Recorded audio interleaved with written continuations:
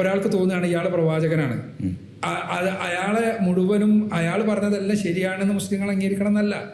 മറിച്ച് അവിടെ എന്താണ്, പ്രവാചക ചിലപ്പോൾ അയാളാകാം, നമുക്കറിയില്ല. ഞാൻ നേരത്തെ വേദവ്യാസനെ പറ്റി പറഞ്ഞില്ലേ, ആകാം, നമുക്കറിയില്ല. പക്ഷെ ഖുർആനിൽ പേരെടുത്ത് പറഞ്ഞ ആളുകൾ ആണ് എന്ന് നമുക്ക് ഉറപ്പുണ്ട്. ഇതേപോലെ തന്നെയാണ് വേദങ്ങളും. വേദങ്ങളെ സംബന്ധിച്ചിടത്തോളം ഖുർആൻ അടക്കം 4 വേദങ്ങളുടെ പേരാ പറഞ്ഞത്.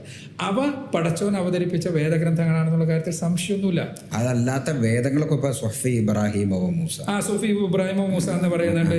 അത് ഇബ്രാഹിം നബിയുടെ വേദം ഏതാന്ന് നമുക്ക് അറിയില്ല. അതറിയില്ല, മൂസാ നബിന്റെ അറിയാം.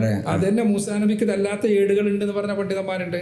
അതേപോലെ തന്നെ യഹ്യാ നബിനെ പറ്റി പറയുമ്പോൾ യഹ്യാ നബിക്ക് കിതാബ് കൊടുത്തു എന്നുള്ള ഖുർആന്റെ പരാമർശമുണ്ട്. അത് വെച്ചിട്ട് യഹ്യാ നബിക്ക് കിതാബ് ഉണ്ടെന്ന് പണ്ഡിതന്മാരിൽ ചിലർ പറഞ്ഞിട്ടുണ്ട്. ഇതിങ്ങനെ ഒരുപാട് ഗ്രന്ഥങ്ങൾ ഉണ്ടാകാം.